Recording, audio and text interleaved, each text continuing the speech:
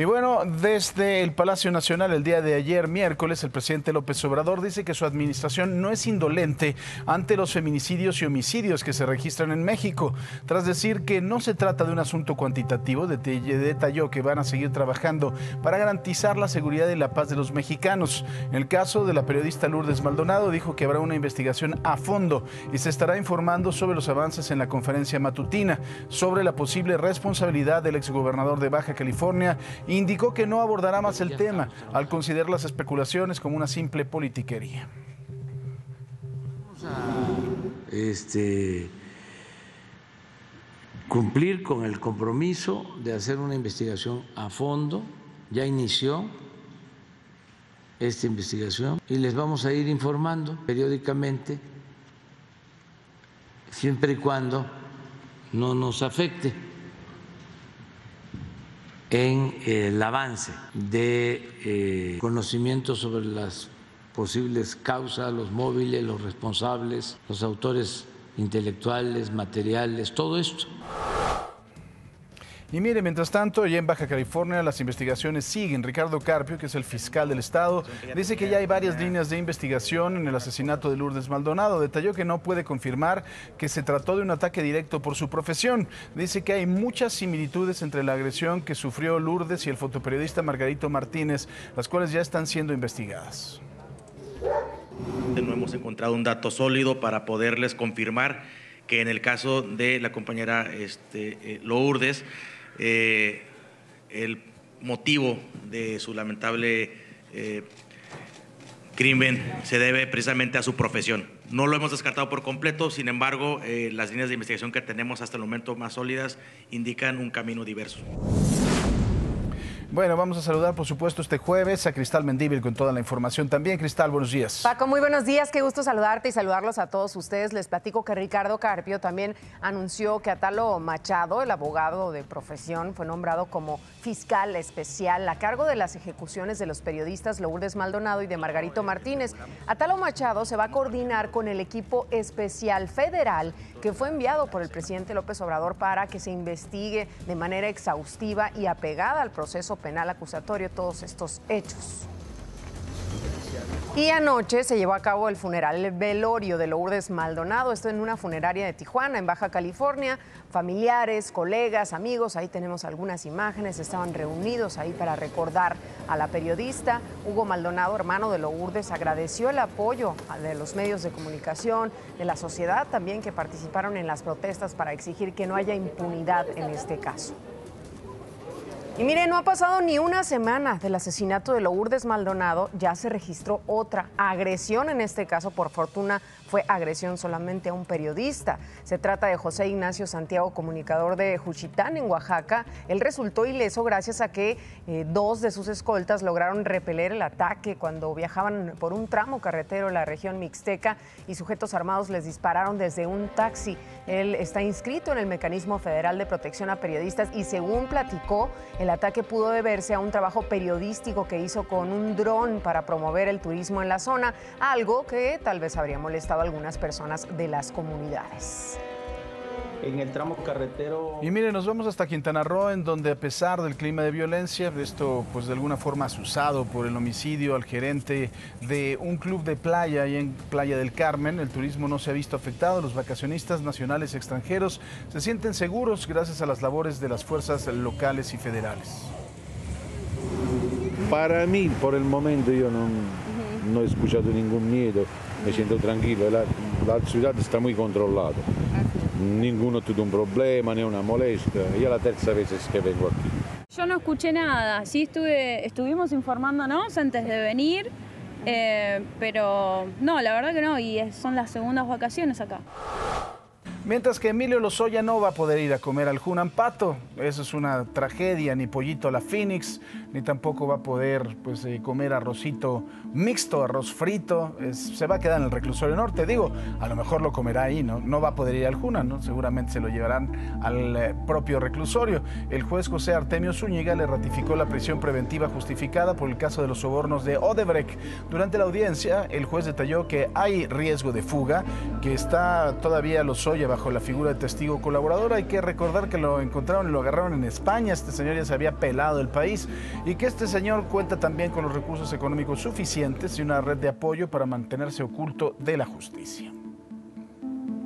Mientras tanto, un tribunal rechazó el amparo que promovió la Unidad de Inteligencia Financiera para la revocación de la medida cautelar impuesta a Lozoya en el caso agronitrogenados.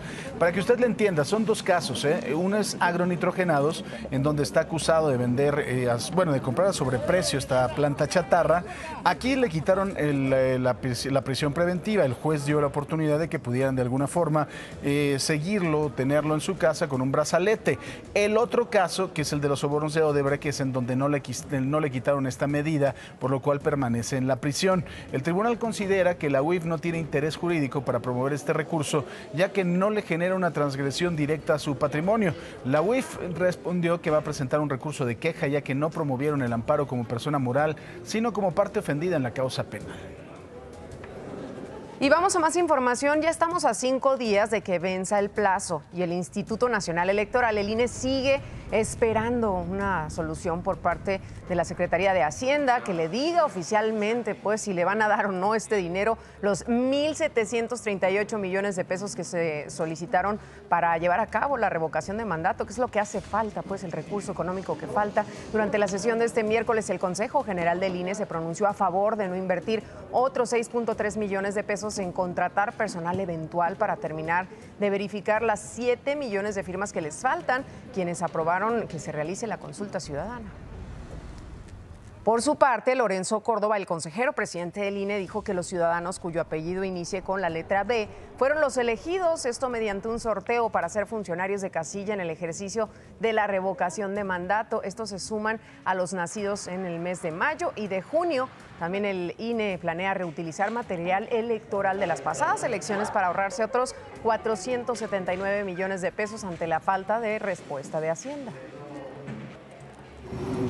Son costos que no han crecido gracias a esta política.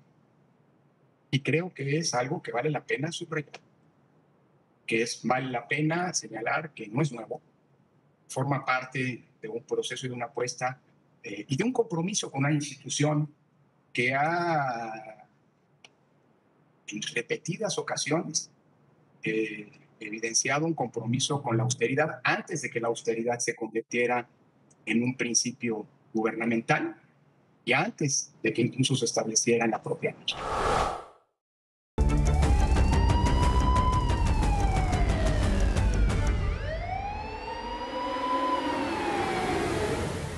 Y mire, anoche hubo un fuerte operativo en calles de la alcaldía de Xochimilco en contra del narcomenudeo. Fue en la calle Sócrates, en la colonia San José Zacatepec. Los agentes catearon una casa, derivó este operativo de las denuncias de los vecinos. Duró poco más de una hora y al final los agentes aseguraron cocaína y marihuana. No hubo personas detenidas, la droga asegurada fue entregada al Ministerio Público. Y ya también entrada la madrugada en Gustavo Amadero, en la esquina de las calles 319 y 312, en la colonia Nueva Atzacoalco, sujetos abandonaron un BMW y le prendieron fuego. Las llamas, despertaron a los vecinos y dieron aviso a los equipos de emergencia. Los bomberos llegaron rápidamente y apagaron el fuego. La policía revisó la unidad para descartar que en su interior pudiera encontrarse alguna persona. En Nueva York, feligreses de una iglesia católica ucraniana oraron por la paz en su país, mientras Rusia realizaba nuevos ejercicios militares en tierra y en el Mar Negro. El ministro de Relaciones Exteriores ucraniana dijo que Moscú aún no había reunido suficientes fuerzas para una ofensiva a gran escala, pero eso no significa que no puedan hacerlo más tarde.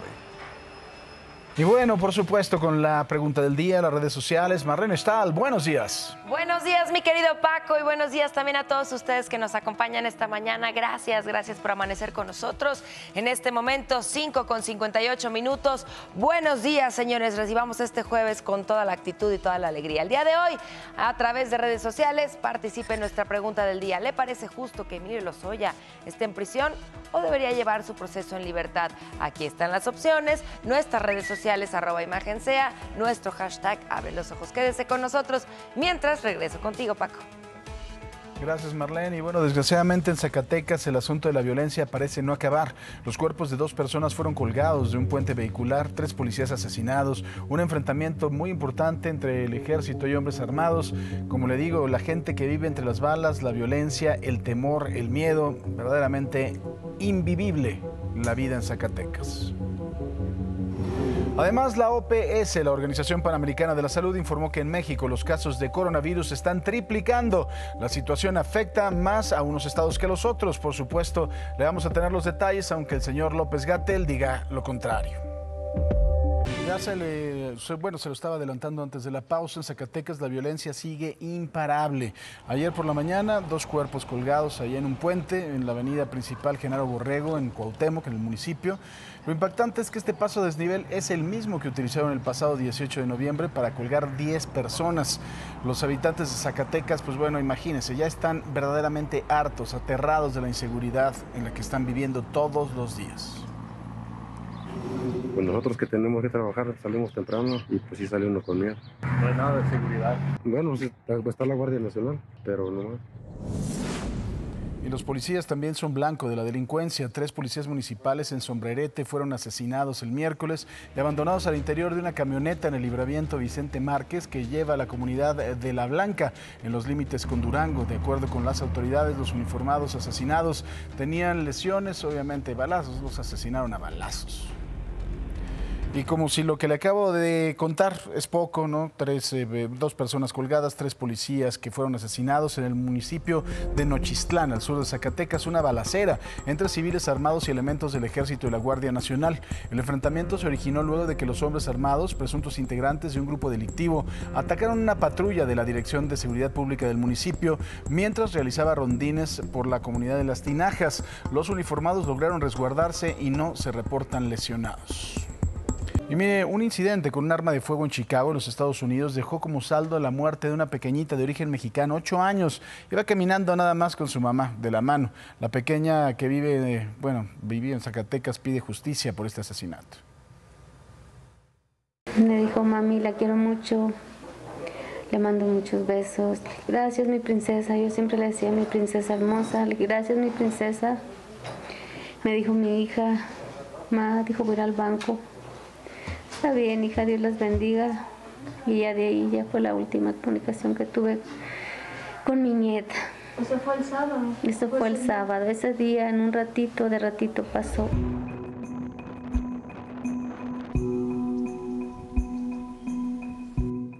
Esta fue la última conversación que Laura Solís tuvo con su nieta Melissa Ortega, de 8 años de edad, quien el sábado fue alcanzada por una bala perdida en Chicago, Estados Unidos, cuando iba caminando con su madre por la calle.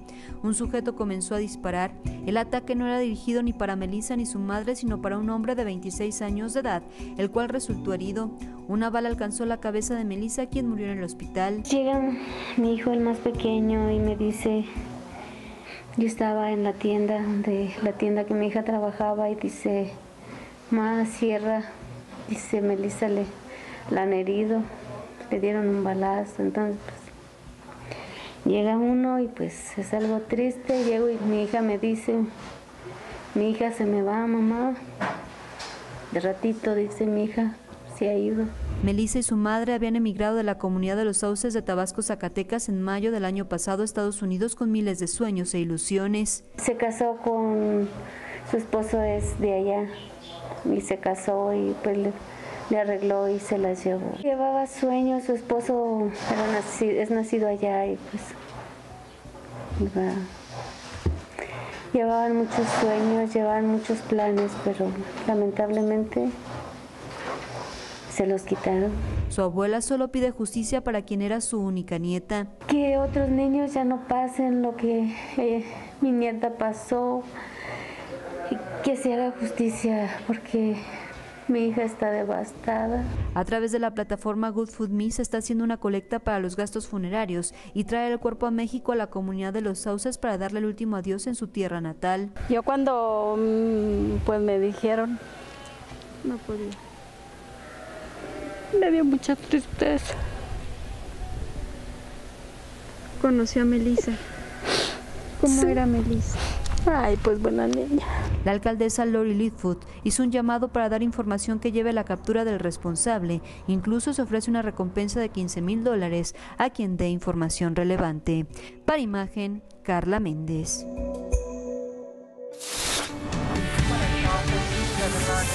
Acompáñame, vamos a darle una vuelta al mundo. Y es que Estados Unidos rechazó por escrito una de las principales demandas de Moscú, negarse a cerrar las puertas de la OTAN a Ucrania. Sin embargo, aseguró haber propuesto una vía diplomática para evitar una nueva guerra. El documento que entregamos incluye preocupaciones de Estados Unidos y nuestros aliados sobre las acciones de Rusia que socavan la seguridad.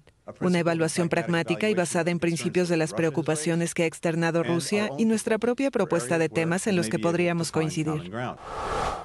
Por otra parte, Rusia dijo que las conversaciones con Ucrania en París no fueron sencillas y continuarán una nueva ronda. Las conversaciones entre Rusia y Ucrania continuarán en Berlín. Así lo anunció ayer el enviado del Kremlin, Dmitry Kozak, luego de las reuniones celebradas en París.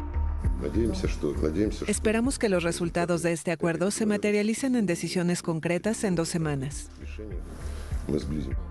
Nuestras conversaciones no fueron simples, pero quizás fueron las primeras conversaciones francas para hacer un inventario de todos los problemas relacionados con la implementación de los acuerdos de Minsk. Washington acusa a Moscú de preparar una invasión tras haber desplegado miles de soldados en la frontera con Ucrania. Ahora nos vamos a otra información. Vea nada más la apuesta de los británicos. El primer ministro Boris Johnson ya puso fin a las medidas anti-COVID en Inglaterra con el objetivo de aprender a vivir con el coronavirus. A partir de este jueves ya no será necesario usar cubrebocas ni presentar comprobante de vacunación. Johnson insiste en que la variante Omicron es menos grave y que se apoya en las vacunas de refuerzo. ¿Usted qué opina? ¿Será quizá la alternativa que debamos seguir el resto de los países? Así que este enero ha sido mucho mejor que el enero pasado y espero que el próximo enero sea mejor que este enero. Sí, y en promedio esa tendencia continuará, por lo que cada año va a mejorar. A ver cómo le va a los británicos y en una de esas nos animamos también a seguirlos. Mientras tanto, en el Parlamento británico volvieron a pedir la renuncia de Johnson tras un informe sobre las fiestas celebradas durante los confinamientos. El primer ministro británico Boris Johnson escuchó nuevos llamados a su renuncia en el Parlamento ante la inminente publicación de un informe sobre las fiestas celebradas en Downing Street durante el confinamiento por la pandemia. Fue señalado por el líder de la oposición laborista. Ya que reconoce que le aplica el código ministerial, ¿dimitirá ahora? No, señor presidente. Pero ya que pregunta sobre las restricciones de COVID, permítame recordarle a la Cámara, y de hecho recordarle al país, que ha sido implacablemente oportunista en todo momento. Scotland Yard anunció el martes estar examinando posibles delitos en relación a la violación de las normas sanitarias anti-COVID. Johnson se escudó de la investigación defendiendo su labor contra el coronavirus. Solo quiero agregar el punto de que hemos tomado las decisiones difíciles, acertamos en las decisiones importantes y estamos, en particular yo, estamos haciendo el trabajo. Sin embargo, pende sobre su cabeza la inminente publicación de un informe interno sobre dichas fiestas encargado por él mismo a principios de diciembre, cuando el escándalo era aún incipiente y no lo señalaba directamente. Imagen. Pero bueno, regresamos aquí a México porque vamos a ver cómo avanza el coronavirus. De acuerdo con los datos reportados, anoche por la Secretaría de Salud tenemos 4.779.296 casos confirmados acumulados, 48.627 nuevos contagios en las últimas 24 horas. Ayer se sumaron, imagínense nada más, 532 fallecimientos por el virus. Por segundo día consecutivo, la cifra más alta en lo que va de la cuarta ola con Omicron, esa que no pega tan duro. Así, el número de muertes se eleva a 304.308. Desde aquí un abrazo a los familiares de las víctimas. Me sumo a este abrazo que les envía Enrique y por supuesto no bajemos la guardia. Ahí están las cifras, hablan por sí solas, empiezan a aumentar los decesos por el COVID-19 de nueva cuenta y ante estas altas cifras precisamente la Organización Panamericana de la Salud ha puesto en alerta a México.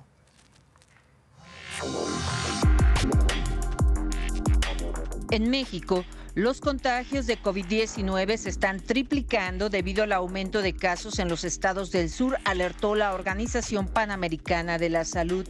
Desde Washington, en conferencia virtual de prensa, Carissa Etienne, directora de la OPS, añadió que Omicron ya es la variante predominante en la región de las Américas, por lo cual, con respecto a la semana pasada, se reportó un incremento del 32% con más de 8 millones de nuevos contagios, la cifra más alta en lo que va de la emergencia sanitaria.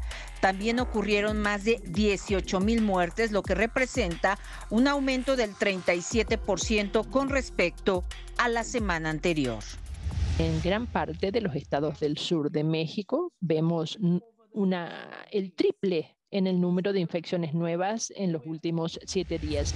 Carissa Etienne añadió que todavía no se puede hablar del fin de la pandemia de coronavirus. Ninguno de nosotros tiene una bola de cristal y es demasiado temprano decir que estamos acercándonos al final de la pandemia. Sí les puedo decir que contamos con las herramientas para controlar la diseminación de SARS-CoV-2, que ha sido algo sin precedentes. Estas herramientas son también eficientes en contra de la variante de Omicron y nos pueden ayudar a todos a controlar el contagio. Entonces, en primer lugar, vacúnense cuando sea su turno y reciban también o obtengan el refuerzo cuando su país lo recomiende. Para Imagen, Patricia Rodríguez Calva. Y el presidente López Obrador insistió en que no está contemplado el aplicar vacunas anti-COVID a los niños porque la jornada se ha ajustado a las directrices señaladas por la Organización Mundial de la Salud. También hizo un llamado a inmunizarse porque dijo que la mayoría de los hospitalizados no recibió la vacuna. Hay que vacunarnos. Yo creo que fue acertada la política de vacunación. Y desde luego fue una bendición el tener la vacuna a tiempo. En el mundo, porque estamos viendo que los vacunados tienen más protección. Mientras que la Secretaría de Salud, por su parte, informó que no va a aplicar dosis de refuerzo a los menores de 15 a 17 años que estén sanos. Sin embargo, sí habrá una tercera dosis para niñas y niños de ese mismo grupo de edad, pero que presenten alguna comorbilidad. La jornada para ellos va a empezar después de concluir la aplicación de refuerzo de los grupos prioritarios. Mejor vamos a ver cómo va la vacunación. El último reporte de la Secretaría de Salud señala que se aplicaron 530,261 dosis en el país. Así el total de personas vacunadas hasta el momento es de 83,386,735, ya sea con una o dos dosis, lo que corresponde al 89% de la población, pero sí, mayor de 18 años. Vamos a más información porque elementos del Servicio de Protección Federal que resguardan ahí las instalaciones del Hospital de Especialidades del IMSS, esto en Guadalajara, en Jalisco, auxiliaron a una paciente que se desmayó mientras iba a consulta. Ahí están las imágenes del momento. Inmediatamente reaccionaron, la subieron a esta camilla y, como no había un enfermero, la trasladaron directamente hasta el área de urgencias, donde el personal médico atendió a la mujer. Luego de estos hechos, los elementos fueron reconocidos por la mujer y por sus familiares. Por supuesto, también aquí un aplauso para ellos. Y a casi 2 semanas de la erupción de un volcán submarino, esto en Tonga, recuerda usted que había 2 mexicanos que ya pedían regresar aquí a nuestro país y apoyo. Ellos fueron testigos de este hecho porque están camino a nuestro país y contaron su experiencia a Grupo Imagen.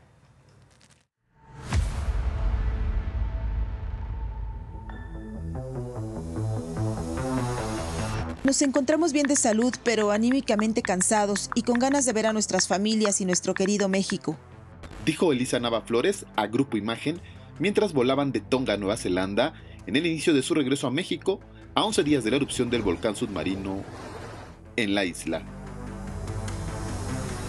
Sentimos una presión muy fuerte en los oídos, como cuando vas en el avión o buceas. Después de eso se escuchó la primera explosión. Supimos que era el volcán, pues días anteriores sabíamos que tenía actividad. La tercera explosión fue la más fuerte, tembló y se escuchó como si rugiera la tierra. Explicó Elisa sobre el momento en que la tragedia comenzó. Al momento de la explosión, aún no estaban en el hotel donde se resguardaron. No, aún estábamos en casa, tomamos pasaportes, nos encaminamos a la parte más alta que es el aeropuerto. Todo el tiempo tuvimos miedo porque no sabíamos exactamente la magnitud de lo sucedido, pero sabíamos que era algo descomunal. Nos aterraba el hecho de saber que el mar podía arrasar con toda la isla. Desde diciembre, Elisa documentaba en Facebook la actividad volcánica, la cual como bióloga compartía maravillada en su timeline. Realmente no hemos digerido totalmente lo sucedido. Podría explicártelo, pero realmente no tengo palabras. No es una experiencia que se le desea a alguien más definitivamente. Saber que como humanos somos completamente vulnerables a lo que la naturaleza hace, me aterra por el hecho de que el humano mismo no teme a la fuerza natural hasta que la ve de frente. Estamos preocupados, pero confiamos en que al seguir las medidas de salud y seguridad, nos mantendremos saludables hasta que esto mejore.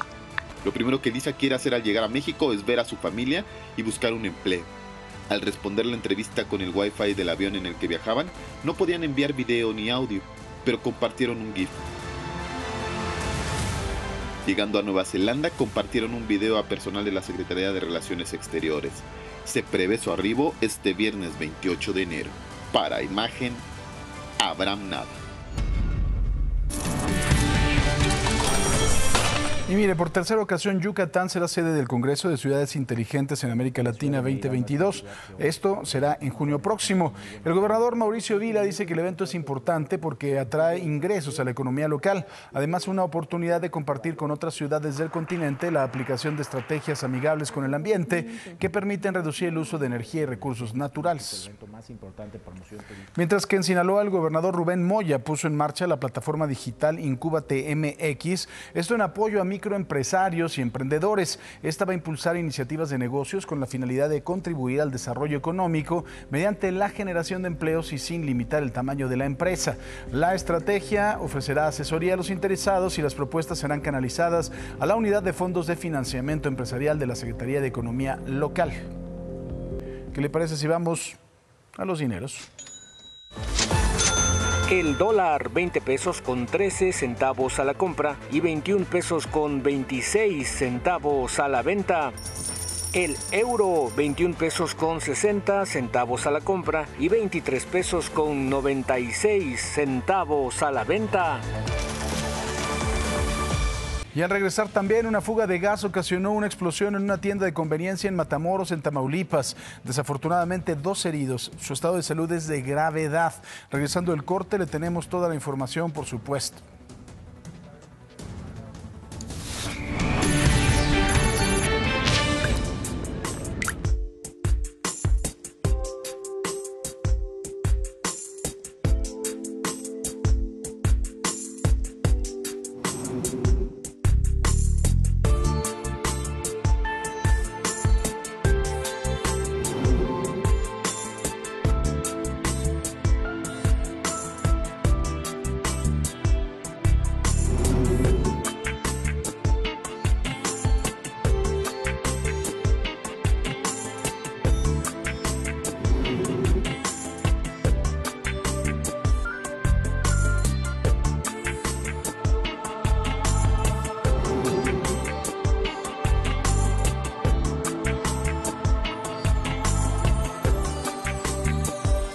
Bueno, ayer le dimos a conocer la explosión de un tanque de gas allí en la colonia San Matías, en Puebla. De acuerdo con las autoridades, el saldo de este accidente es de una persona muerta, 15 lesionadas y 3 desaparecidas. Se cayó el edificio, o sea, se cayó por completo el edificio de 8 departamentos, se derrumbó.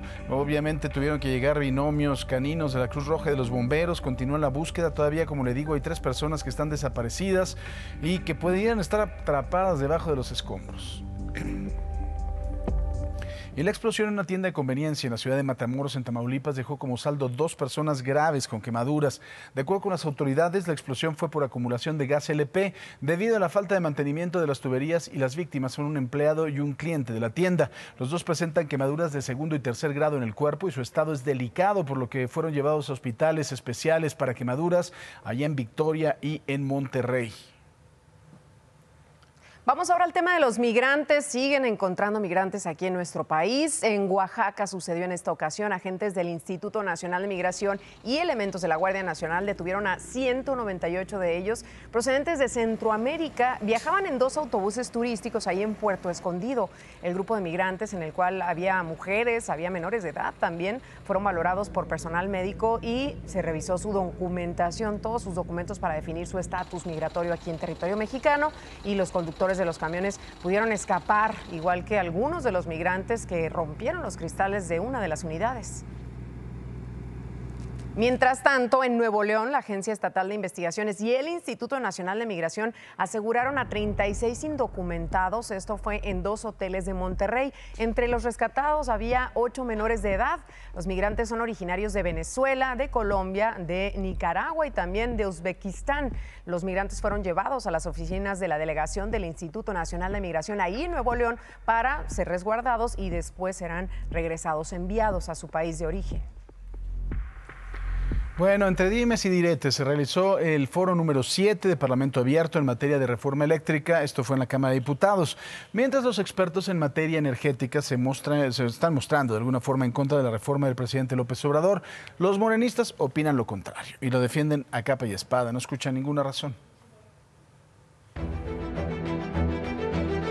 El ex subsecretario de Electricidad de la Secretaría de Energía, Fernando Cendejas, aseguró que la actual iniciativa de reforma eléctrica del Ejecutivo Federal se parece más al modelo de Echeverría que al de Lázaro Cárdenas. Al participar en el 7º foro del Parlamento Abierto para la reforma eléctrica en materia de seguridad energética y seguridad nacional, el exfuncionario advirtió que la intención de cancelar permisos sin indemnizaciones nada tiene que ver con la reforma del expresidente Adolfo López Mateos, como se promociona la iniciativa presidencial. Esta idea de no, ninguna indemnización y así lo hicieron López Mateos y Cárdenas es mentira. Esta reforma más bien se parece al modelo de Luis Echeverría, no al de Lázaro Cárdenas y no al de López Mateos.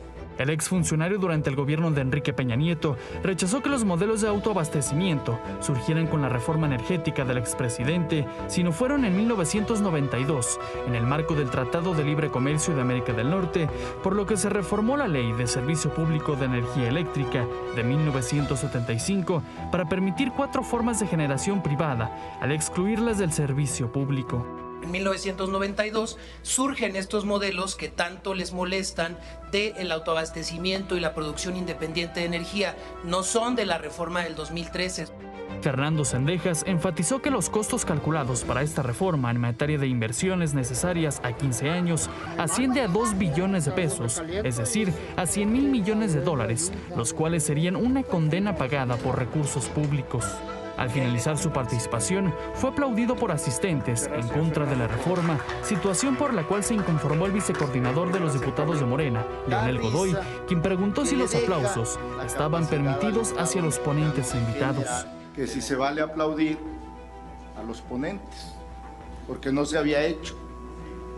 Y a este que ha hecho calificativos, ustedes le aplauden calurosamente.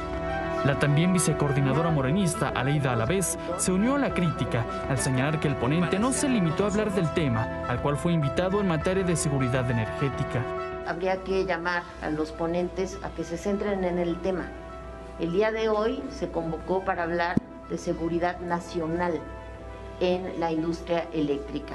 Y nada de lo que dijo el anterior expositor tiene que ver con el tema. En respuesta, el presidente de la Junta de Coordinación Política, Rubén Moreira, aseguró que si bien los aplausos no estaban contemplados en el formato, tampoco estaban prohibidos, y recordó que la semana pasada, cuando asistieron varios gobernadores de los estados a la inauguración del foro, se les aplaudió. Con información de Jimena Mejía, Imagen.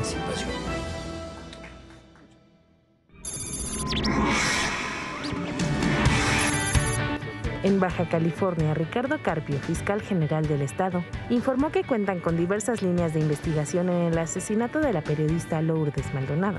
Detalló que no pueden confirmar que se trató de un ataque directo por su profesión.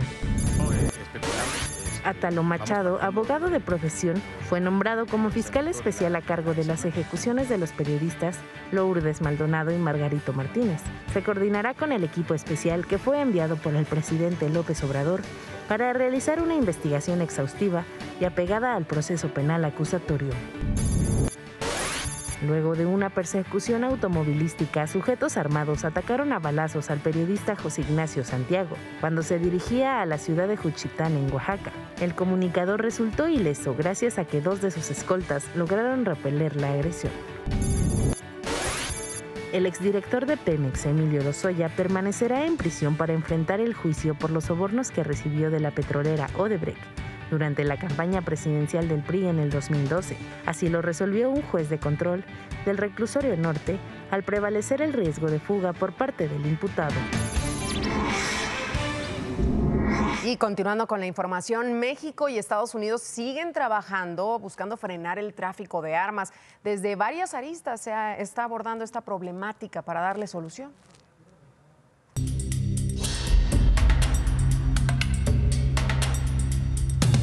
Funcionarios de México y Estados Unidos instalaron el Grupo Binacional sobre Tráfico de Armas del Entendimiento Bicentenario, que tendrá como objetivo central acordar estrategias conjuntas para combatir a los grupos que comercializan ilegalmente armas de fuego que generan violencia en ambos países. Entre estas metas inmediatas están el incrementar las confiscaciones de armas y municiones, llevar ante la justicia a los traficantes de estos artículos bélicos, así como agilizar la judicialización de casos, aumentar las extradiciones hacia ambos países, fortalecer los operativos espejo en la frontera común, trabajar en conjunto para modernizar la tecnología de inspección en la frontera y aumentar el intercambio de información balística y de inteligencia. Durante el encuentro en la Cancillería, el embajador norteamericano Ken Salazar destacó el compromiso que existe por parte de las administraciones de los presidentes Biden y López Obrador de combatir a estos grupos del crimen organizado. Vamos a estar trabajando mano a mano contra la violencia. Y como lo han dicho los dos presidentes, si no tenemos una sociedad donde el pueblo no puede vivir sin miedo en los Estados Unidos y aquí en México, pues no puede vivir el pueblo en libertad. En tanto, el jefe de la Unidad para América del Norte, Roberto Velasco, explicó que el entendimiento bicentenario sobre seguridad, salud pública y comunidades seguras tiene 3 objetivos centrales: protección a la ciudadanía, prevenir los delitos transfronterizos y perseguir a las redes criminales. Este es uno de los temas esenciales para México, porque naturalmente el principal reto que tiene nuestro país estriba en alcanzar, en construir la paz en todo nuestro país, y creemos naturalmente que la disponibilidad de armas ilegales para el crimen organizado pues es uno de los factores que alimentan esta violencia que muy lamentablemente lastima a la sociedad mexicana. Agregó otras acciones en materia de prevención del delito, como combate al narcotráfico y al lavado de dinero. Por su parte, el fiscal general asistente adjunto de Estados Unidos, Bruce Schwartz, reconoció la cooperación bilateral con un enfoque fundado en inteligencia, que ya está resultando en más traficantes de armas ilícitas encarcelados, particularmente los que trafican armas de carácter militar por parte de los cárteles, y un mejor entendimiento de un mercado negro transnacional. Podemos pensar en esto esencialmente como un triángulo de hierro de armas, dinero y narcóticos. Estas 3 fuerzas se refuerzan entre sí y vemos hoy exactamente cómo los narcóticos que proceden de los cárteles son utilizados para comprar más armas, lo que por supuesto incrementa su fuerza y su habilidad para con el narcotráfico. Imagen. 6 de la mañana con 38 minutos. Gracias por continuar con nosotros. Le recuerdo nuestra pregunta del día para que participe. ¿Le parece justo que Emilio Lozoya esté en prisión o debería llevar su proceso en libertad? ¿Qué han dicho los mexicanos? Pues aquí está. 95% dice que debería quedarse en prisión, 5% restante que debería de llevar su proceso en libertad. Siga participando a través de @ImagenSea en Facebook, Twitter e Instagram. Ahí está la pregunta y mucha información importante.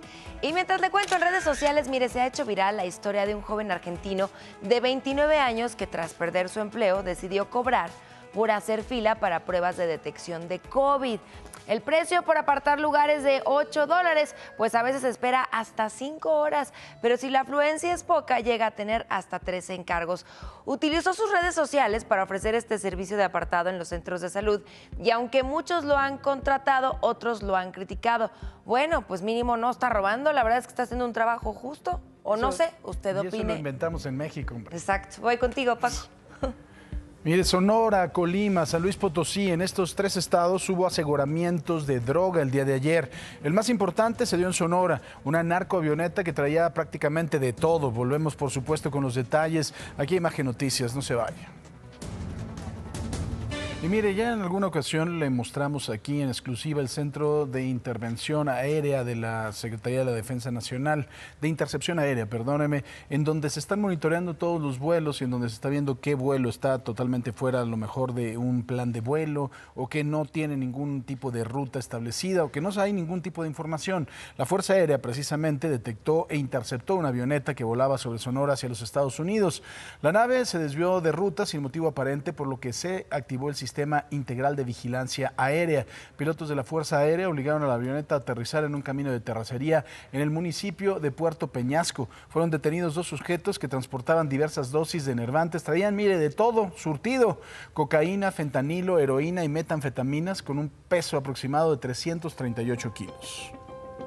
Y también en otra acción importante, en Colima, elementos de la Secretaría de Marina y de la Fiscalía General del Estado aseguraron 8 paquetes de cocaína escondidos en un embarque de contenedores. El hallazgo ocurrió en la aduana del puerto de Manzanillo tras realizar una inspección a 13 contenedores que presuntamente tenían latas de sardinas congeladas. La droga tenía un peso total de 9 kilos. En más de esta información, en San Luis Potosí, elementos del ejército aseguraron un cargamento de 134 kilogramos de cocaína. Esto fue en un operativo de vigilancia que estaban haciendo ahí en el municipio de Villa Arista. Tras una serie de trabajos de investigación fue localizado este camión con remolque en el que estaban los 130 paquetes ocultos dentro de la carrocería. Fueron detenidos 2 sujetos que viajaban en este vehículo, quienes fueron puestos a disposición del Ministerio Público Federal junto con la droga, por supuesto, y el camión. Y en la Ciudad de México, agentes de la Fiscalía General de Justicia detuvieron al presunto líder del grupo criminal denominado Los Rodolfos y a 5 de sus cómplices. Esto fue en 2 distintas acciones. Gerardo, alias El Yayo, quien tras la muerte de Héctor Rodolfo, alias La Gorda, asumió el liderazgo del grupo delictivo. Este sujeto fue detenido ahí en calles de la alcaldía Álvaro Obregón a bordo de una camioneta de lujo, en donde se localizaron 2 armas de uso exclusivo de las Fuerzas Armadas, así como cocaína. Y vamos ahora con información de Palacio Nacional, porque ahí se presentó un informe sobre la violencia hacia las mujeres. La secretaria de Seguridad, Rosa Isela Rodríguez, aseguró que trabajan sobre 3 ejes: atender las causas, combatir la impunidad y atender a las víctimas. Sin embargo, las propias cifras oficiales sobre delitos contra la mujer muestran que la situación ha empeorado. De acuerdo con las cifras oficiales, publicadas por el Sistema Nacional de Seguridad Pública, 2021 fue el año con mayor número de delitos cometidos contra mujeres desde que se tiene registro. Durante 2021, se registraron 966 feminicidios, la cifra más alta desde que se contabiliza este delito. En cuanto a homicidios de mujeres y niñas, clasificados o no como feminicidios, se registraron 3.712 víctimas. Las ciudades con más feminicidios durante el año pasado fueron Ciudad Juárez y Culiacán, con 17 casos cada una, seguidas de Tlaquepaque y Tlajomulco en Jalisco. Otros delitos contra las mujeres con máximos históricos medidos el año pasado fueron violación, con 21.189 víctimas, extorsión, con 3.359 víctimas y corrupción de menores, con 1.548 víctimas. En cuanto a delitos de violencia familiar, también se superó la marca, con 253.739 víctimas, 33.000 más que en 2020. Las llamadas de emergencia relacionadas con incidentes de violencia contra la mujer también rompieron techo, con 291.331 solicitudes de auxilio.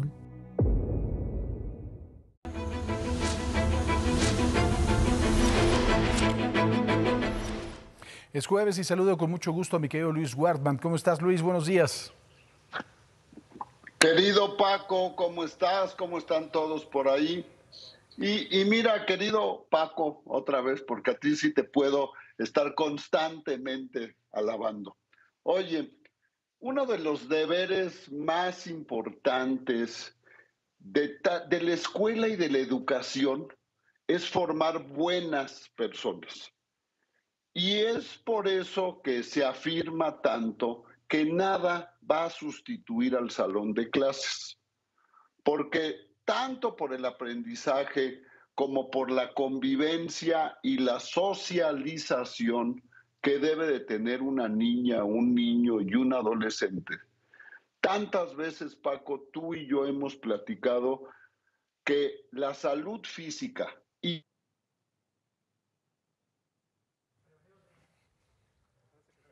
con... Tenemos un problema en la comunicación con mi querido Luis Wertmann. Vamos a tratar, por supuesto, de restablecerla para terminar con su comentario, mientras con Cristal Mendívil.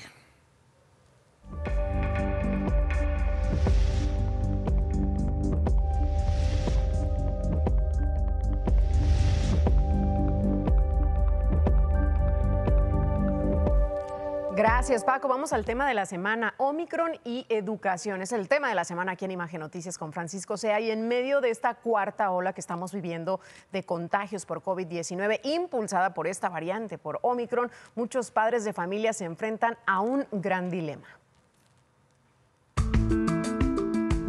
El dilema que se vive en esta cuarta ola de COVID-19 por la variante Omicron y que preocupa a las familias con menores de edad es que ahora hay más oficinas, centros de trabajo abiertos a diferencia de las olas previas de COVID, mientras que las escuelas siguen dependiendo del semáforo epidemiológico y el comportamiento de la pandemia. Entonces, ¿qué pasa con las familias donde los papás tuvieron que regresar al trabajo de manera presencial y los niños continúan con la educación a distancia? Estar ya sea 100% presencial y tus hijos en casa, tenemos que estar buscando quién los cuide, quién los ayude con las tareas, quién los ayude a conectarse, si los maestros son accesibles o no en los tiempos de entrega de tareas. Todo el tiempo es un estar decidiendo entre la salud y la educación de tu hijo. Además, muchas familias han cambiado durante la pandemia. Ha habido muchos divorcios, tristemente sabemos que ha habido muchos decesos y también ha habido una separación propia del aislamiento familiar por personas de riesgo. Entonces es muy probable que estemos sintiéndonos perdidos porque ya no contamos con el apoyo que contábamos hasta antes de la pandemia.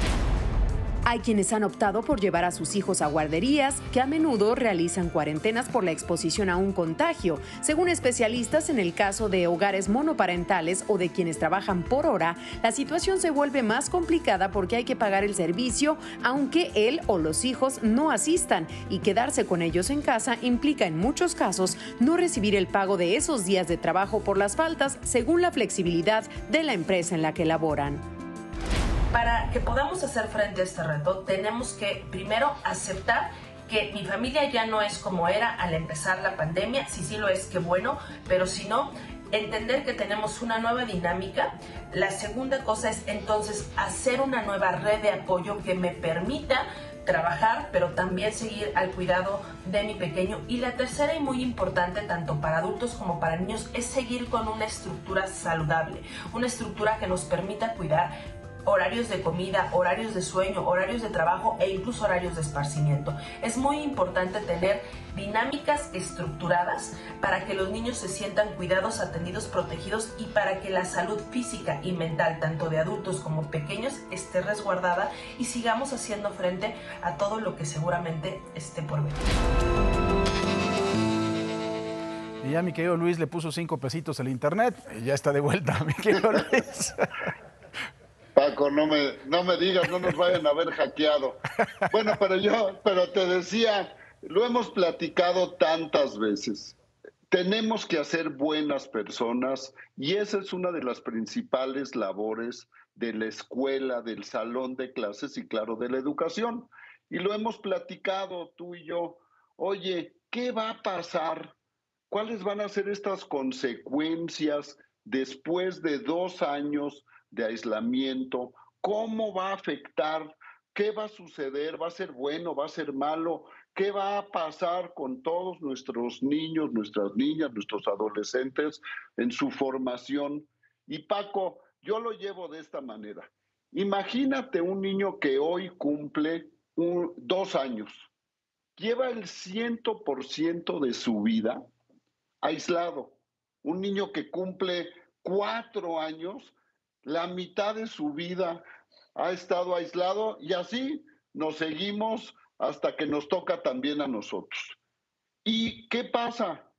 Esa convivencia, esa socialización, pues no se está teniendo y somos seres sociales. Entonces, ¿qué tenemos que hacer, Paco? Y como lo hemos dicho siempre, aquí el remedio y el trapito. 1, claro que es importantísimo regresar a las aulas, al salón de clases, siempre claro, con todas las medidas que se deben de tener y todas las precauciones. Retomar el ciclo educativo es y debe de ser siempre la prioridad. Y mira, también hay otra parte importante. No es lo mismo tener tiempo libre que tiempo de libertad. Y lo digo de esta manera. Hoy, todo ese tiempo que se está malgastando en exceso de videojuegos, en exceso de estar en plataformas, en redes, no es tiempo de libertad. Tiempo de libertad es ocuparnos en sanas actividades, tanto físicas como mentales. Entonces, el nombre del juego, ¿cuál es? Formar comunidad y así evitar el aislamiento y el alejamiento. Entonces, rompamos con el círculo vicioso de hábitos nocivos o exposiciones a riesgo y vámonos al círculo virtuoso de la convivencia y la corresponsabilidad. Ya no tenemos tiempo, Paco, y debemos de organizarnos para que como una sola sociedad, con buenas autoridades, a esto. Le tenía que poner 6 pesos, Luis, no 5. Eso fue lo que pasó. Pero bueno, tiene mucha razón. Finalmente, ¿ya regresó? Ok, ya le pusieron otros 5 pesitos. Bueno, entonces ya no fueron míos, ¿eh? Entonces, aquí ya le pusimos también. Paco, los niños, las niñas, los adolescentes no son el futuro, son nuestro presente. Y Paco, hoy, 27 de enero, se conmemora el Día de Recuerdo de las Víctimas del Holocausto, de los momentos más oscuros que ha vivido la humanidad. Y bien se dice, nunca jamás, nunca permitamos que en ninguna parte se repitan situaciones así. Y como bien lo dijo Dante Alighieri, los espacios más calientes del infierno están reservados para quien en momentos de injusticia permanezcan neutrales, querido Paco. Sin duda, Luis, por eso es importante no trivializar la tragedia que vivió la humanidad, no solo el pueblo judío, no se puede trivializar, no se pueden permitir faltas de respeto, porque en ese sentido se le quita importancia a la barbarie que sucedió y que no debemos de volver a permitir jamás, ni chistecitos ni pendejadas, lo vuelvo a decir. Así es, y juntos y unidos, y siempre vamos a salir adelante, se perdona, pero no se puede olvidar. Así es, querido Luis, te mando un fuerte abrazo, gracias y buenos días. Un gran día para todos. Gracias. Y mire, no solo le falla el internet a Luis Wertmann y a nosotros, sino también está fallando la luz en Palacio Nacional. Es un complot. Ahí está mi compañero Jorge González que nos tiene los detalles. Jorge, buenos días. Hola Paco, qué gusto me da saludarte. Muy buenos días a todos. En las imágenes mi compañero Carlos Vázquez y efectivamente nos va a enseñar cómo está fallando el alumbrado aquí en Palacio Nacional. Un poco, hace unos minutos todavía estaba más oscuro y se veía un poquito más, hasta pensábamos que era el Magic Circus, pero no.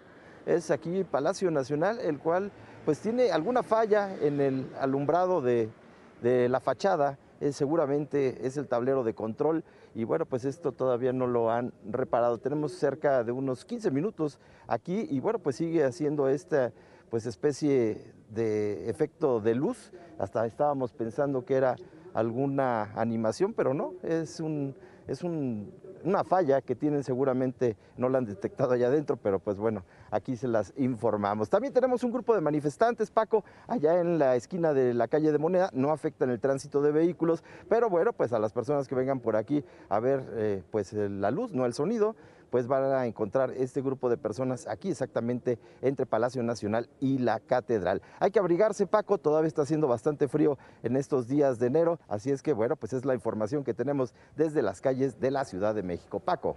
Oye, mi querido Jorge, enseñaste el acta de nacimiento con eso del Magic Circus, esta discoteca mítica que estaba ahí en la calle de Rodolfo Gaona. Rodolfo Gaona, y si estaba lleno, pues el News, ¿no? Pues ahí también se podía echar unos buenos pasos. Por supuesto, estaba en el toreo de Cuatro Caminos. Te mando un abrazo y báilale porque creo que sí se va a poner buena la fiesta ahí en Palacio Nacional. Seguramente que sí, Paco. Así es. Bueno, gracias, mi querido Jorge, desde el Zócalo capitalino, con esta falla, por supuesto, en la iluminación de Palacio Nacional.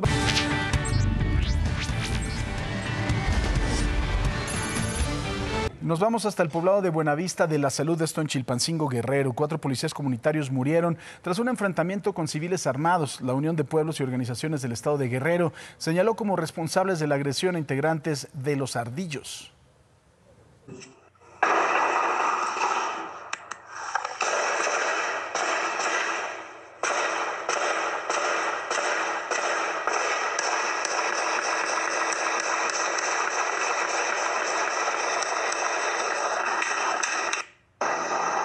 Aquí afuera de mi casa en Buenavista.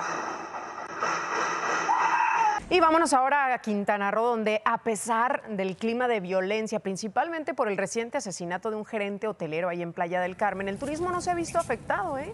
Los vacacionistas siguen llegando, nacionales, extranjeros, se sienten seguros, dicen, gracias a las labores de vigilancia de las fuerzas federales. Para mí, por el momento, yo no he escuchado ningún miedo. Me siento tranquilo, la ciudad está muy controlada. Ninguno tuvo un problema, ni una molestia. Y es la tercera vez que vengo aquí. Yo no escuché nada, sí estuvimos informándonos antes de venir, pero no, la verdad que no, y son las segundas vacaciones acá. Mire, y en otros temas, un tribunal rechazó el amparo promovido por la Unidad de Inteligencia Financiera para revocar la medida cautelar impuesta a Emilio Lozoya en el caso de agronitrogenados. El tribunal consideró que la UIF no tenía interés jurídico para promover este recurso, ya que no le genera una transgresión directa a su patrimonio. La UIF respondió que va a presentar un recurso de queja, ya que no promovieron el amparo como persona moral, sino como parte de la ofendida. Ahora, no obstante esto, o sea, hay 2 casos. Acuérdense que Emilio Lozoya está siendo procesado por 2 casos. Uno, la venta de la planta chatarra de agronitrogenados, o sea, la compra por parte de Pemex al señor Alonso Ancira, y el otro tiene que ver con los casos de los sobornos de Odebrecht. En el caso de la planta de agronitrogenados, ahí se le revocó la prisión preventiva, pero no en el caso de Odebrecht. Ese es el asunto, o sea, son 2 casos totalmente diferentes y por uno sí se queda en prisión. Y como le decía ayer, había mucha expectación en torno a la audiencia del señor Lozoya. Se decía que iba a poder continuar su proceso en libertad por el caso de Odebrecht, pero el juez ya le tenía preparado otros planes. Dicen que ya habló para cancelar su reservación de la noche de hoy en el Hunan.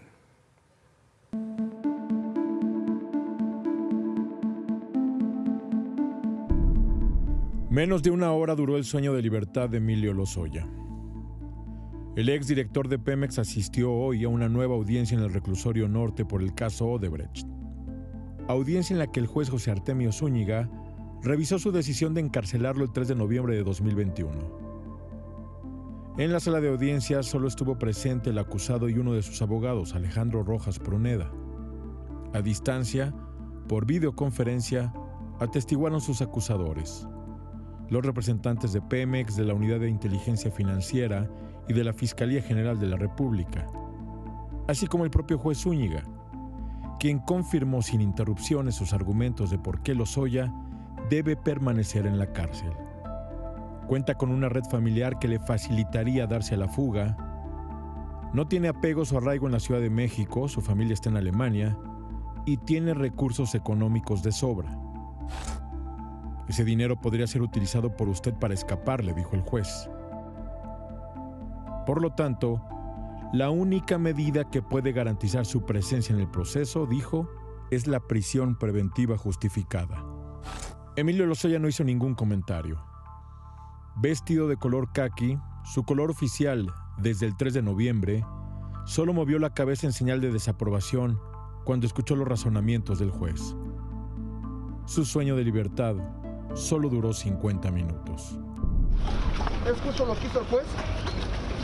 No, pues es una decisión institucional que está sujeta a una revisión y seguramente será revisada por varias instancias y es lo que hay que atender. Pues se queda en la cárcel Emilio Lozoya, y porque ayer se dio esta orden, el juez José Antonio Zúñiga se volvió tendencia en redes sociales y estuvieron ahí opinando acerca de pues todo este rollo que ya tiene años, pero yo creo que va a seguir. Sin duda, va a seguir. Bueno, Lozoya, ayer fue tendencia en redes sociales, platicaron justamente, había unos que estaban a favor, otros que estaban en contra, que sí debe de quedarse en la cárcel para seguir su proceso. Pues es que no nada más es una acusación, son varios asuntos. Los dos procesos son agronitrogenados, es uno por el cual sí le otorgaron que pudiera salir de la cárcel, pero el otro es el de Odebrecht, que son los sobornos. Por ese no le otorgó el juez. Por eso ahí se queda el muchacho. Ahí se queda. Y no pero, va a comer patito. Para a lo mejor hay gente que no conoce bien el caso. Si nos puedes regalar un resumen chiquitín. Bueno, hay que recordar, el señor Emilio Lozoya era el coordinador de la parte internacional de la campaña de Enrique Peña Nieto. Gracias a eso tuvo contactos con Odebrecht, una empresa brasileña que ha tenido corruptelas en casi toda América, incluidos los Estados Unidos. Ahí hubo una cantidad de dinero que se aportó a la campaña de Enrique Peña Nieto y pues obviamente cuando este señor lo nombran director de Petróleos Mexicanos le da cierto número de contratos a los señores de Odebrecht. Esa es una de las acusaciones. La otra fue la compra de una planta que no servía para nada, que tú ya investigaste de forma muy acuciosa, que está en Coatzacoalcos, Veracruz. Y todavía está activa la página y todo, y se ven imágenes como muy reales, como si la planta tuviera mucho... Como si tuviera mucha actividad. Pues la realidad de las cosas es que compró, creo que fueron $500 millones esa planta, que la verdad es que no servía para nada, y esa es la otra acusación. Obviamente, son las dos acusaciones que pesan sobre este hombre. ¿Qué es lo que pasa? O sea, ¿por qué? O sea, es que se pasó. O sea, pero aún están activas estas investigaciones, sí, es a lo que me refiero. Bueno, lo que decían está el juicio está activo. Sí. Y que no podía llevarlo fuera porque ya tuvo antecedentes de que andaba escapadito. Estaba en España, claro, sí. Hay que recordarlo. Ahora, ¿qué es lo que pasa? Cuando tú eres testigo colaborador, regularmente las autoridades tienen cierto tipo de prebendas contigo, o sea, te dan algunos privilegios, pero pues no puedes agarrar y cenar en el Hunan y estarte echando un botellón de vino, un patito de 1,100 pesos, sí, estar con la heredera de uno de los es como una especie de burla, ¿no? Hacia la autoridad y hacia los mexicanos. Exacto. Pero bueno, sigue el proceso, aún no le dan su condena, ¿es correcto? No, así es. Y entonces, aunque en algunos casos podría llevarse este proceso en libertad, en este caso no, porque tiene los antecedentes de que se pudo haber fugado y como bien decías, pues tiene la lana y el apoyo para poderse ir nuevamente y desaparecer. Pero bueno, ¿qué dijeron ayer en redes sociales? Te invito a leer el primer tuit. El gran Ludwig, Emilio Lozoya se queda en donde siempre ha tenido que estar, en prisión. Cualquier otra resolución hubiera sido grotesca. Sí. Que aparte se están tardando ya muchito con este asunto, ¿no? Pues así es esto. Jorge Armando Rocha dice, Emilio Lozoya no sale del reclusorio norte, se queda con Javier Duarte, Collado, Lavalle y está por llegar César Duarte. Se está juntando el Dream Team. Pues puro pesado. Y lo dice Rocha, bueno. Bueno, tiene derecho a opinar en sus redes sociales. No, pues sí, ¿qué te digo? Joel Chávez, así que Emilio Lozoya seguirá en prisión. La verdad no dirá nada de nada. Hasta que regrese la derecha, tocó madera y lo absuelva. No veo otro modelo en el cual pueda hablar. Lo que pienso. Otro modo en el cual pueda hablar. Es lo que pienso. No, pues ya habló. No. Ya habló y mucho. O sea, pero ¿y luego por qué? ¿Dónde están todas las pruebas que dijo que iba a presentar y no sé qué? Pues esa es una gran pregunta. Jorge Charles dice, ya aburre lo del tal Emilio Lozoya, mucho circo, maroma y teatro. Si tienen las pruebas, ya directo a agotar el proceso y juzgar sin tanta payasada. Caray, con todo esto no es ni pronta ni expedita la justicia mexicana. No, Jorge, ni será. Como dijo don Teofilito, ni será. No, bueno, eso es lo que menos tiene la justicia de este país. A ver qué pasa. Lo que sí es que ya no lo van a soltar. ¿Quién sabe? Y va a seguir en el ojo del huracán, por lo menos. Va a seguir presionando para que lo suelten. Ya me dijeron del Hunan, me hablaron para decirme que canceló la reservación. Ya estaba ahí el pato. Y a mí no me gusta el pato. ¿No te gusta el pato? No. Lo hace con una crepita, le pone una salsa Paco, de ciruela. Vámonos a más información. ¿No? Bueno, vamos a hacer una pausa. Y anoche fue velada Lourdes Maldonado en Tijuana. Las investigaciones sobre su asesinato están avanzando. Ya se designó un fiscal especial para el caso y el presidente asegura que se llegará al fondo del asunto. Por supuesto que volvemos con toda la información y antes le dejamos la información del clima y Marlene Stahl pasará a demostrárselo.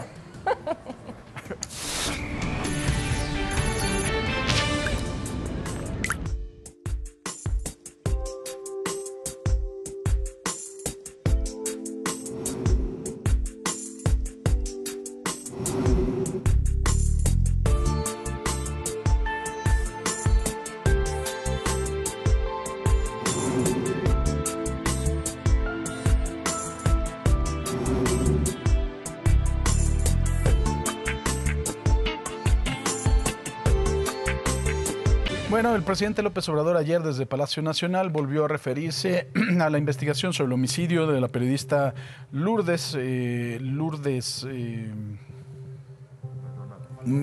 Maldonado, perdóneme, que le presentamos nosotros aquí un fragmento de una conversación que tuvo en un chat personal en donde decía una serie de revelaciones al respecto de quien podemos suponer que es Jaime Bonilla, exgobernador de la entidad, que no pagaba impuestos, que lo pagaba todo en efectivo, etcétera.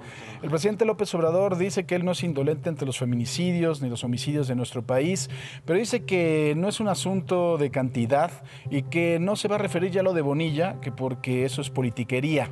Y pues bueno, finalmente lo que ha prometido es una investigación pronta al respecto de esto. Vamos a cumplir con el compromiso de hacer una investigación a fondo. Ya inició esta investigación y les vamos a ir informando periódicamente, siempre y cuando no nos afecte en el avance de conocimiento sobre las posibles causas, los móviles, los responsables, los autores intelectuales, materiales, todo esto. Mientras, en Baja California se ha anunciado por parte de la gobernadora Marina del Pilar que va a haber una fiscalía especializada en delitos en contra de los periodistas. Obviamente repudia el crimen en contra de la periodista Lourdes Maldonado y por supuesto de Margarito Martínez.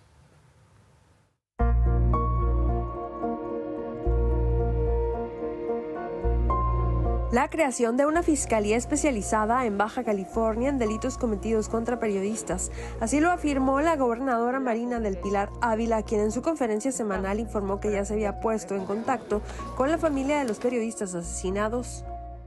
He instruido también al secretario de Seguridad Ciudadana y al secretario general de Gobierno para que en el ámbito de sus competencias y responsabilidades se establezcan los protocolos y procedimientos para apoyar en las tareas de investigación y seguimiento en materia de procuración de justicia para esclarecer estos delitos. Además, repudió el asesinato contra los periodistas Margarito Martínez y Lourdes Maldonado. Como gobernadora, como abogada, madre de familia y baja californiana, repudio cualquier forma de violencia y enfáticamente aquella que se dirige en contra de quienes buscan la verdad y mantienen activa a la opinión pública. Sobre el mecanismo de protección para periodistas y defensores de derechos humanos en Baja California, apuntó: necesitamos mayor eficiencia y eficacia en la operación del mecanismo. Adicionalmente, enviaremos el día de hoy una iniciativa de reforma al Código Penal del Estado para calificar como agravante los delitos cometidos en perjuicio de los periodistas y en consecuencia establecer penas más severas a efecto de hacer efectiva la garantía de protección a la seguridad y a la vida de dichos profesionales. El fiscal de Baja California, Ricardo Iván Carpio, informó también que en el crimen de Lourdes Maldonado había diversas líneas de investigación. No hemos encontrado un dato sólido para poderles confirmar que en el caso de la compañera Lourdes, el motivo de su lamentable crimen se debe precisamente a su profesión. No lo hemos descartado por completo, sin embargo, las líneas de investigación que tenemos hasta el momento más sólidas indican un camino diverso. Los dos compañeros asesinados fueron acribillados en el exterior de su domicilio y hay similitudes en los dos casos. El día de ayer, el presidente de México, Andrés Manuel López Obrador, mandó una comisión especializada para revisar la casa de la periodista. Ambos casos ocurrieron en el exterior de sus domicilios, en ambos casos la profesión era la misma, en ambos casos a bordo del vehículo, en ambos casos sabíamos que era un objeto directo de la agresión. Técnicamente la balística no corresponde uno con respecto del otro, por eso es que no descartamos cualquier posibilidad. La noche de este miércoles se realizó el velorio donde acompañaron a la periodista Lourdes Maldonado, sus familiares y colegas. Informó para Imagen Yolanda Morales. Bueno, el fiscal del Estado, Ricardo Carpio, también anunció que Atalo Machado, abogado de profesión, fue nombrado como fiscal especial a cargo de las ejecuciones de los periodistas Lourdes Maldonado y Margarita Martínez. Machado se coordinará con el equipo especial federal que fue enviado por el presidente López Obrador para realizar una investigación exhaustiva ya pegada al proceso penal acusatorio. Anoche, como lo veíamos, ya se llevó a cabo el velorio de Lourdes Maldonado ahí en una funeraria de Tijuana, en Baja California. Familiares, colegas y amigos estuvieron ahí reunidos para recordarla. Hugo Maldonado, el hermano de Lourdes, agradeció el apoyo de los medios, a la sociedad también que participaron en estas protestas que se realizaron para exigir que no haya impunidad en este caso. Y no ha pasado ni una semana del asesinato de Lourdes Maldonado, ya se registró otra agresión a un periodista. Esto quedó en agresión, le platico. Se trata de José Ignacio Santiago, él es comunicador de Juchitán, en Oaxaca, y él resultó ileso gracias a que dos de sus escoltas lograron repeler el ataque cuando viajaban por un tramo carretero ahí en la región mixteca y sujetos armados les dispararon desde un taxi. Él está inscrito en el Mecanismo Federal de Protección a Periodistas y, según narró, el ataque pudo deberse a un trabajo periodístico que hizo con un dron para promover el turismo en esta zona, algo que habría molestado a algunas personas de las comunidades.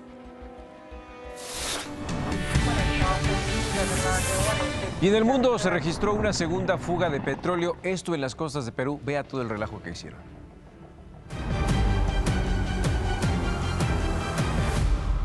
Nuevo derrame de petróleo en Perú. El gobierno informó este miércoles de una segunda fuga de crudo registrada en sus costas, mientras la petrolera española Repsol investigaba las causas del gran derrame del 15 de enero. El nuevo vertedero de petróleo se habría producido el martes, mientras se realizaban labores en un ducto submarino, según informó el Ministerio del Ambiente, sin precisar la cantidad de crudo que cayó al mar. Repsol había negado este segundo derrame, pero la Marina de Guerra de Perú constató una mancha en las inmediaciones del ducto de la refinería y señaló que la empresa respondió que el petróleo se había filtrado a pesar de haber realizado los trabajos para retirar el crudo previo a la inspección y reparación del ducto. Esta segunda fuga ocurre en momentos en que cientos de brigadistas trabajan contrarreloj en playas de Perú para limpiar los 6,000 barriles de petróleo derramado hace 11 días, cuando un buque descargaba crudo en la refinería La Pampilla. Repsol atribuyó ese primer accidente al oleaje causado por la erupción volcánica en Tonga. Tengo miedo de poder enfermar, tengo miedo de poderme caer o absorber un poco de petróleo, uno no sabe, por más EPPs que tenga, ¿no? Pero trabajamos con cuidado. El crudo derramado el 15 de enero se expandió a lo largo de la costa, a más de 40 kilómetros de la refinería, causando la muerte de aves y peces y afectando a una veintena de playas. También dejó sin trabajo a cientos de pescadores artesanales. A mi criterio es una frustración porque es un derrame que es contaminar toda la playa y así afecta a varias personas como que vienen a pasar el verano y a los señores pescadores que trabajan día a día y ganan con el sudor, con la pesca, su sueldo. El Ministerio del Ambiente confirmó que el primer vertido afectó unas 173 hectáreas de superficie de mar y más de 180 hectáreas en la franja de las playas, equivalentes a unos 270 campos de fútbol. Imagen. Y en otra información, y en la Santa Sede, el Papa Francisco dijo que los padres no deben condenar a sus hijos por su orientación sexual, sino ofrecerles apoyo. El pontífice realizó esos comentarios no preparados en su audiencia semanal en referencia a las dificultades que los padres pueden enfrentar en la crianza de sus hijos. Padres que ven diferentes orientaciones sexuales en sus hijos y cómo manejar esto, cómo acompañar a sus hijos y no esconderse detrás de una actitud de condena. Qué bueno escuchar esta evolución en la iglesia. Y mire, al respecto también de este tema, Francia aprobó una nueva ley que prohíbe las terapias de conversión y autoriza penas de hasta 3 años de prisión, además de multas de hasta 45.000 euros para quienes empleen esta práctica desacreditada científicamente para tratar de cambiar, imagine usted, la orientación sexual o la identidad de género de las personas LGBT.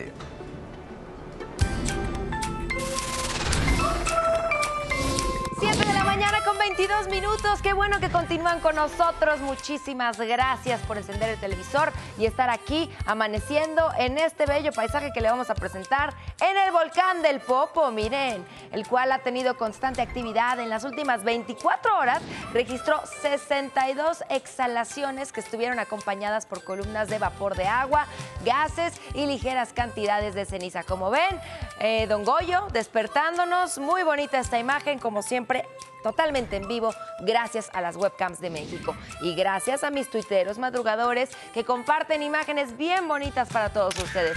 Esta que nos envía Pancho Martínez, pero no nos dices dónde es, Panchito. No importa, qué bonita. Muchísimas gracias, Pancho, por esta fotografía del mar. Ahí el sol muy precioso iluminando el cielo. Tenemos más amaneceres. Este es de Eric Basilio López. Así amanece en Azoyú, Guerrero. Buen día y mucha luz en sus vidas. Abrazo desde la Costa Chica. Muchísimas gracias. Luz también para ti, mi querido Eric. Vean qué bonita foto nos comparte. ¿Y cómo hacer para que salgan aquí sus amaneceres? Suben una fotografía a su Twitter, nos etiquetan @imágensea, #amanece y no olviden decirnos desde dónde tomaron esa foto. Y hablando de redes sociales como Twitter, le cuento que se ha hecho viral la historia de un perrito. Vean nada más esto. Su dueño lo llevó al mar en Playa del Carmen, pero se informó que el hombre se ahogó momentos después. Él caminó por varias horas y lo esperó en la orilla de la playa mientras autoridades realizaban las investigaciones. El animalito fue llevado a un hogar temporal hasta que concluyan las labores de rescate. Pues ahí está el jachico mexicano en Playa del Carmen, este perrito, una muestra más de la lealtad y la fidelidad que tienen estos seres hacia sus amos. Gracias, Marlene. Vamos a hacer una pausa, pero al regresar, ayer por la tarde se registró una avería en el tren ligero y se quedó sin servicio un tramo bastante importante. Trolebuses estaban dando el servicio provisional. De regreso con mi compañero Atalo Mata. Estaremos en el lugar para que nos dé los detalles. Bueno, desgraciadamente la violencia en Zacatecas no para. Esto ya tiene a la gente verdaderamente aterrada, por decirlo menos. Fueron encontrados otros 2 cuerpos allí en este puente vehicular en el que usted se acuerda dejaron otros 10 cadáveres. Esto fue en Genaro Borrego, en la avenida principal del municipio de Cuauhtémoc. Como ya le decía, en este mismo paso a desnivel habían colgado anteriormente el 18 de noviembre, para ser específicos, a 10 personas. La gente en Zacatecas verdaderamente está aterrada con la inseguridad. Pues nosotros que tenemos que trabajar salimos temprano y pues sí sale uno con miedo. No hay nada de seguridad. Bueno, sí, está la Guardia Nacional, pero no más. Y eso no es todo. También en Zacatecas 3 policías municipales en Sombrerete fueron asesinados el miércoles. Los abandonaron aquí al interior de esta camioneta que está viendo en pantalla, en el libramiento de Vicente Márquez, que lleva a la comunidad de La Blanca en los límites con Durango. Los uniformados asesinados, pues bueno, los asesinaron a balazos. Si esto no es poco, pues bueno, que verdaderamente ya es para tener erizados los cabellos. En el municipio de Nochistlán, al sur de Zacatecas, una balacera entre civiles armados y elementos de la Guardia Nacional. El enfrentamiento se originó luego de que estos hombres, integrantes del grupo delictivo, atacaron una patrulla del municipio mientras realizaban rondines por la comunidad de Las Tinajas. Los uniformados lograron resguardarse y no se reportan lesionados. Gracias. Y es que ayer les informamos aquí de la explosión de un tanque de gas estacionario ahí en la colonia San Matías. Esto es en Puebla. Y según las autoridades, el saldo de este accidente es de una persona muerta. Ya hay cifras importantes, 15 lesionados, 3 personas desaparecidas. Este fuerte estallido provocó que un edificio de 8 departamentos se derrumbara. Así que binomios caninos de la Cruz Roja y de bomberos continúan con la búsqueda de personas que pudieran estar ahí atrapadas bajo los escombros. Mire, la explosión en una tienda de conveniencia, esto es en la ciudad de Matamoros, en Tamaulipas, dejó como saldo 2 personas graves con quemaduras. Según las autoridades, la explosión fue por acumulación de gas LP debido a la falta de mantenimiento de las tuberías y las víctimas son un empleado y un cliente de la tienda. Los 2 presentan quemaduras de 2º y 3er grado en el cuerpo y su estado de salud es delicado, así que fueron llevados a hospitales especiales para quemaduras que están ubicados en Ciudad Victoria y en Monterrey. Vámonos ahora a Oaxaca, porque ahí agentes del Instituto Nacional de Migración y elementos de la Guardia Nacional detuvieron a 198 migrantes procedentes de Centroamérica. Ellos viajaban en 2 autobuses turísticos en Puerto Escondido. El grupo de migrantes, en el cual, por cierto, se encontraban mujeres menores de edad también, fueron valorados por médicos y se revisó su documentación para definir su estatus migratorio aquí en territorio mexicano. Los conductores de los camiones lograron escapar, igual que algunos migrantes que rompieron los cristales de una de estas unidades. Mientras tanto, en Nuevo León, la Agencia Estatal de Investigaciones y el Instituto Nacional de Migración aseguraron a 36 indocumentados en 2 hoteles de Monterrey. Entre los rescatados había 8 menores de edad. Los migrantes son originarios de Venezuela, de Colombia, Nicaragua y Uzbekistán. Los migrantes fueron llevados a las oficinas de la delegación del Instituto Nacional de Migración ahí en Nuevo León para su resguardo y luego serán enviados a su país de origen.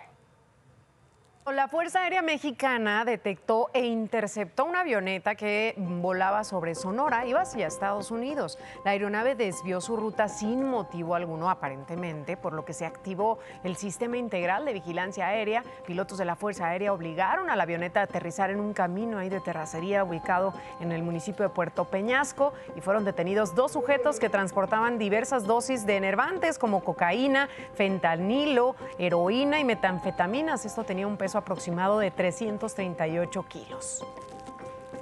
Y en otra acción de vigilancia realizada en Colima, elementos de la Secretaría de Marina y de la Fiscalía General de la República aseguraron 8 paquetes de cocaína. Estaban escondidos en un embarque de contenedores. El hallazgo sucedió en la aduana del puerto de Manzanillo, luego de una inspección a 13 contenedores que supuestamente transportaban latas de sardina congelada. La droga tenía un peso total aproximado de 9 kilogramos.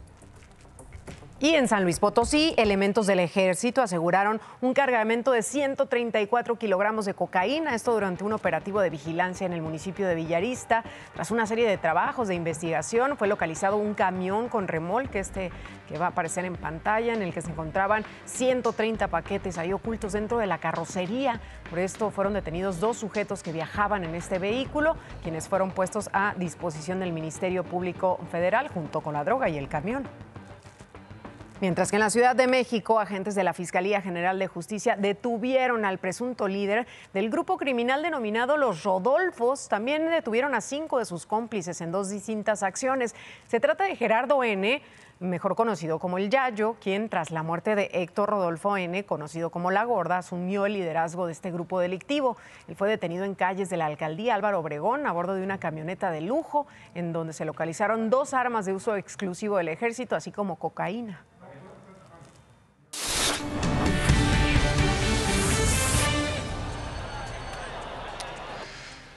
¿Cuántos de nosotros nos atreveríamos a dejar nuestro teléfono inteligente en un cajón y no volverlo a ver por un par de meses? O de plano cambiarlo por uno de esos celulares que cuenta la leyenda solo servían para hablar por teléfono. Es más, sin contar cuando duermes o te bañas, ¿cuánto tiempo aguantas sin tener el celular en la mano? ¿O qué porcentaje ocupas del mismo tomando en cuenta sus capacidades?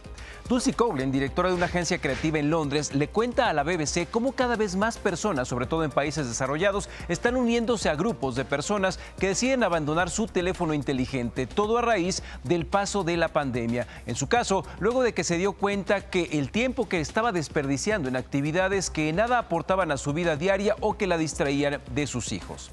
Se estima que en promedio una persona pasa entre 5 y 7 horas diarias al teléfono, en muchas ocasiones más tiempo del que dedican incluso para dormir. Revisamos el dispositivo entre 55 y 100 veces por día, en la mayoría de casos ante una sensación de falsa urgencia, el vicio de estar conectados o la necesidad creada de estar siempre disponibles. Alex Dunedin, experto en tecnología e investigador educativo, señala que el abuso de los teléfonos inteligentes está debilitando nuestra capacidad para procesar información, impide nuestra productividad y nos está vaciando la vida, además de la energía y el dinero, e impide que nos relajemos ante las necesidades creadas por alguna de las aplicaciones. Estaba checando un mensaje. Sin embargo, hoy en día no es tan fácil solo querer deshacerse del teléfono, pues más que con la pandemia, estos equipos ya son parte de nuestras actividades cotidianas. Los necesitamos para leer códigos QR en restaurantes y servicios, como nuestra banca móvil, también como tarjeta de crédito o de débito y una forma también de comunicarnos con el resto. Aún así, estamos ante un vicio que está acabando con nuestra vida, pues de nada sirve ahorrarnos 1 hora al no tener que ir al banco si voy a pasar 2 horas haciendo nada, deslizando continuamente el dedo por la pantalla en aplicaciones que reviso una y otra vez, pero que nada enriquece mi conocimiento o mi experiencia de vida. Es más, ¿dónde estaríamos como sociedad si realmente explotáramos el 80 o el 90% de las capacidades de nuestros teléfonos? ¿Hasta dónde se elevaría nuestra productividad o actividades para dejarnos más tiempo libre y ocuparlo en lo que en muchas ocasiones hemos dicho que nos gustaría hacer? O, como menciona Cogwin, en tu lecho de muerte, lamentarás no haber pasado más tiempo leyendo tus redes sociales o te darás de golpes por no haber vivido experiencias o tiempo de calidad con otras personas.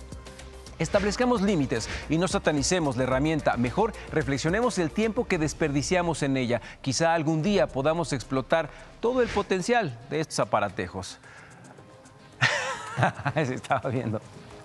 ¿Sabes qué? Lo que pasa es que tienes aquí algunas herramientas muy buenas para tratar de limitarlo. Yo estaba viendo el tiempo de pantalla de la semana pasada, 8 horas 27 minutos diarios. ¿Cuánto dormiste? ¿Cuánto duermes por día? No, 4 horas y media. Imagínate. Es lo que duermo regularmente. Pero aquí tienes límites para las aplicaciones, límites para que la pantalla se pueda prender o no. Lo mismo, este es un celular, este es un iPhone, el otro es un Samsung. Los dos tienen las mismas herramientas para que tratemos de ordenar un poco esta situación de la vida, ¿no? Y lo más irónico, hay aplicaciones que también te ayudan a que el teléfono se desconecte automáticamente para justo estar evitando que estés todo el día en el teléfono. Son herramientas buenísimas, no las satanicemos. Sí. El mundo ha cambiado por estas cosas. Desafortunadamente, como bien dice el doctor Emmett Brown de Volver al Futuro, ¿estamos con esto resolviendo viajes cuánticos? No, la verdad estamos haciendo nada más pura selfie y mandando mensajitos tarados.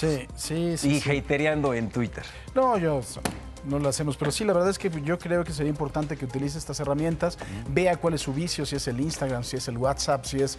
Además de todo, por ejemplo, no tiene usted obligación de contestar los mensajes en el momento que llegan. O sea, hay momentos en los que uno va al baño, ¿no? Se está durmiendo. No, bueno, al baño también se lo llevan.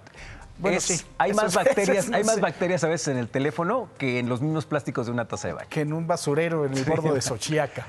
Última pregunta. ¿Cuánto tiempo pasa de separación entre que te vas a dormir y dejas tu celular y entre que te despiertas y tomas el celular? Es lo primero que hago. También. Se supone que tendríamos que dejar mínimo media hora antes de cada actividad, imagínate. La verdad es que es muy complicado. Yo sé que es un pretexto muy fácil de decir que en este trabajo es un poquito complejo hacerlo, pero sí es un poquito complejo. Que eso es algo bien importante. Nosotros, se va a oír medio pretencioso, pero no estamos dentro de este rango porque vivimos de estas cosas tanto informativamente como por la imagen, ¿no? Sí estamos, o sea, también en el día, sí. Eso es un asunto de verdad no pasa nada si 20 minutos no lo ves 20 minutos después, ¿no? En algunos casos. ¿Qué cosas? Sí. A ver. Gracias, Quique. ¿A ti, Paco? Bueno. ¿Qué? Vamos a ver, no sé. Deportes. En la mañana de este jueves, el presidente López Obrador mencionó que es un acto de mala fe la investigación en contra del subsecretario de Salud, Hugo López-Gatell, por presuntamente incurrir en homicidio en modalidad de omisión en el manejo de la pandemia de coronavirus.